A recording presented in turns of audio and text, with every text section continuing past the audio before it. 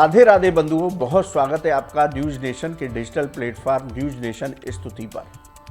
बंधुओं, इस वीडियो में हम बात करेंगे श्री राधा जी के जन्मोत्सव पर्व के बारे में। उनका जन्मोत्सव पर्व हम 10 सितंबर को मनाएं या 11 सितंबर को। इस बार राधाष्टमी पर्व पर क्या दुर्लभ संयोग बन रहे हैं? किस वक्त आप श्री राधा जी का अभिषेक करें?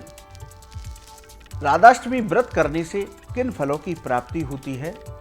ये सभी चर्चाएं इस वीडियो में करेंगे। बंधुओं, मैं हूं हरि गोपाल शर्मा। भाद्रपद मास की जो दोनों अष्टमियां हैं, उनका विशेष महत्व है। कृष्ण पक्ष की अष्टमी में बाल गोपाल प्रकट होते हैं, वहीं भाद्रपद मास के शुक्ल पक्ष की अष्टमी तिथि को राधा रानी जी प्रकट होती हैं। भगवान की आह्लादनी शक्ति है, भगवान की आत्मा स्वरूप हैं राधा जी। राधा जी के बिना भगवान कृष्ण अधूरे हैं। इस बार भाद्रपद मास के शुक्ल पक्ष की अष्टमी तिथि 10 सितंबर को रात 11:11 पर शुरू होगी और 11 सितंबर को रात 11:46 पर समाप्त होगी। इसलिए इस साल राधा जी का जन्मोत्सव पर्व 11 सितंबर बुधवार को मनाना शुभ होगा। इस बार राधा जी के जन्मोत्सव पर्व पर बहुत दुर्लभ संयोग बन रहे हैं। इस बार राधाष्टमी पर प्रीति योग, आयुष्मान योग और रवि योग का संयोग बन रहा है। तो बंधुओं, राधाष्टमी का पर्व हमें बहुत श्रद्धा भाव के साथ मनाना चाहिए। राधा जी के जन्म के बारे में शास्त्रों में अलग अलग बातें मिलती हैं।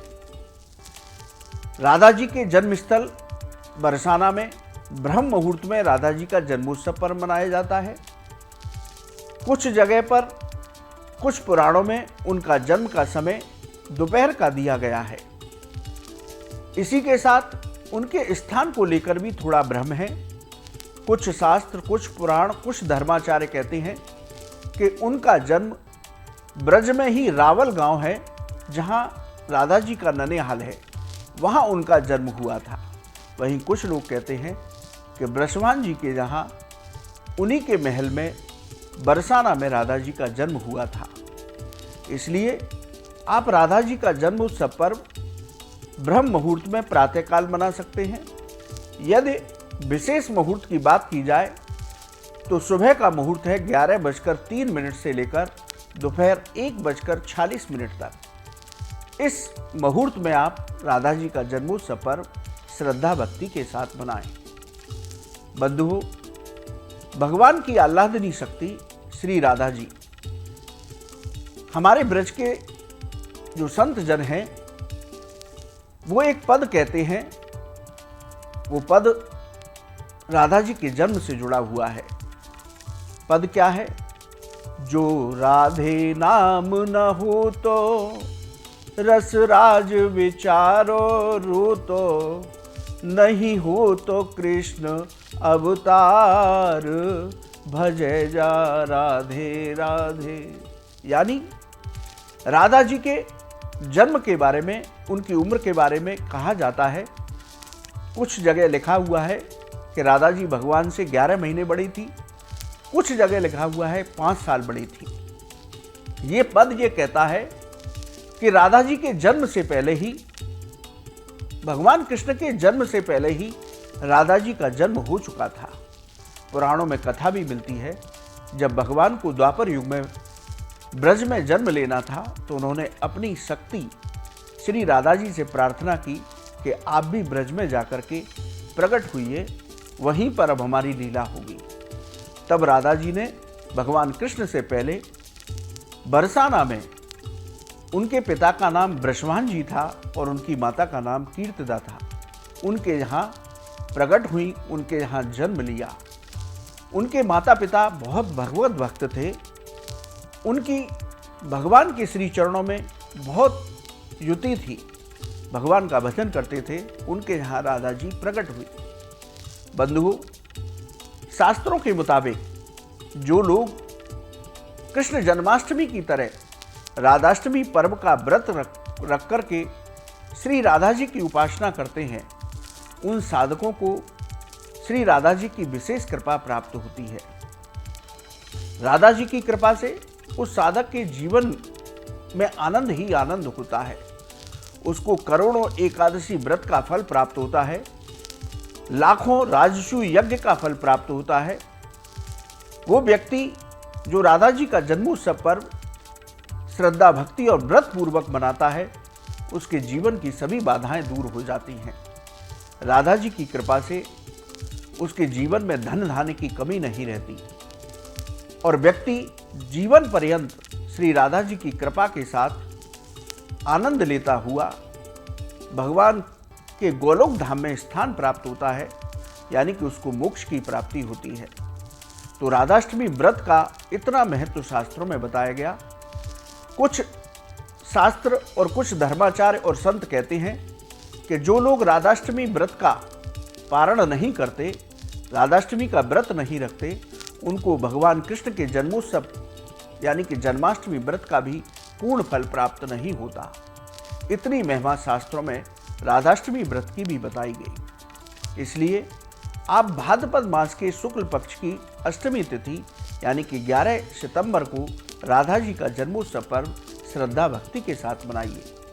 कैसे करें उनकी पूजा, आइए जानते हैं। बंधुओं, आपके यहाँ यदि युगल सरकार श्री राधा कृष्ण का धातु का विग्रह है, पीतल का, चांदी का, सोने का, तो आप युगल सरकार का पंचामृत से अभिषेक कीजिए, उनको नई पोशाक धारण कराइए, उनको चंदन लगाइए, भगवान कृष्ण को मोर मुकुट धारण कराइए, दोनों का इस तरह से पूजन करें। यदि विग्रह नहीं है तो आप जो आपके यहाँ छाया चित्र है उस पर ही गंगा जल के छींटे लगा करके राधा जी का अभिषेक कीजिए, भगवान कृष्ण का अभिषेक कीजिए और उनको चंदन लगाइए, उनको फूल माला धारण कराइए। उसके बाद दूध से बने पदार्थों का भोग लगाइए, ऋतु फलों का भोग लगाइए। तुलसी पत्र अवश्य अर्पित कीजिए।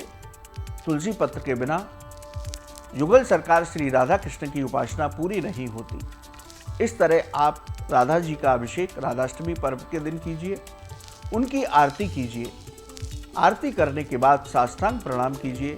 मंत्र पुष्पांजलि से आप कोई भी गलती हुई हो उसकी क्षमा याचना कीजिए। उसके बाद आसन पर बैठ करके राधा चालीसा का पाठ कीजिए, राधा कृपा कटाक्ष स्तोत्र का पाठ कीजिए, राधा जी के मंत्रों का जप कीजिए। मैं एक मंत्र आपसे निवेदन कर देता हूँ, श्री राधाई स्वाहा, श्री राधाई स्वाहा। इस मंत्र का जप कीजिए, हरे नाम संकीर्तन कीजिए।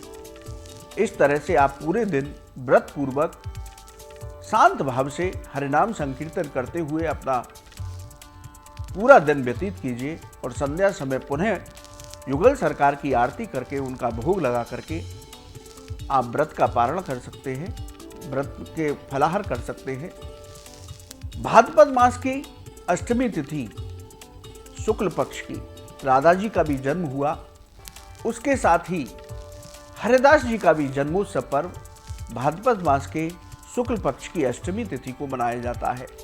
हरिदास जी वही हैं जिन्होंने श्री बांके बिहारी जी को प्रकट किया, युगल सरकार को प्रकट किया।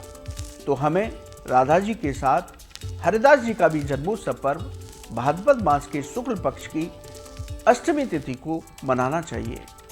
भक्तों का जन्मोत्सव पर्व मनाने से भगवान प्रसन्न होते हैं और भगवान की कृपा प्राप्त होती है। तो बंधुओं, आप 11 सितंबर को भगवान की आह्लादनी शक्ति श्री राधा जी का जन्मोत्सव पर्व पूरे श्रद्धा भक्ति के साथ मनाइए। राधा चालीसा में एक जगह एक चौपाई आती है, जो कोई राधा नाम सुमिर है, ते पीछे नंद नंदन फिर है। यानी कि जो कोई भी राधा राधा राधा राम का स्मरण करता है, भगवान कृष्ण उस व्यक्ति के पीछे चलते हैं। इतनी बड़ी शक्ति है श्री राधा जी, भगवान स्वयं इनके अधीन रहते हैं। राधा तुम बड़ भागनी कौन तपस्या कीन, तीन लोक तारन तरन सो तेरे आधीन। यानी भगवान कृष्ण भी श्री राधा जी की सेवा में लगे रहते हैं, श्री राधा जी की चरण सेवा में लगे रहते हैं, श्री राधा जी की कृपा पाने में लगे रहते हैं। वो शक्ति हैं श्री राधा जी। भगवान कृष्ण का राधा जी के बिना और राधा जी का भगवान कृष्ण के बिना कभी भी स्मरण करना नहीं चाहिए। शास्त्रों में कहा गया ये महापाप है। दोनों युगल सरकार है, दो देह एक प्राण है, श्री राधा और कृष्ण। इसलिए दोनों का स्मरण साथ करना चाहिए, दोनों का पूजन साथ करना चाहिए। जब भी कोई आप चाहे कृष्ण भगवान के मंत्र का जप कर रहे हैं, चाहे राधा जी के मंत्र का जप कर रहे हैं, लेकिन छवि दोनों की ही दर्शन करनी है, दोनों के ही स्वरूप का आनंद लेना है। तो बंधुओं, आप श्री राधा जी का जन्मोत्सव पर मनाइए और राधा जी की कृपा प्राप्त कर लीजिए। बंधुओं, आपको ये वीडियो कैसा लगा आप हमारे कमेंट बॉक्स में लिखें।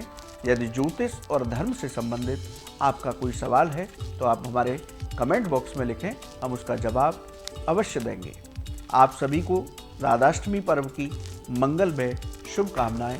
राधे राधे।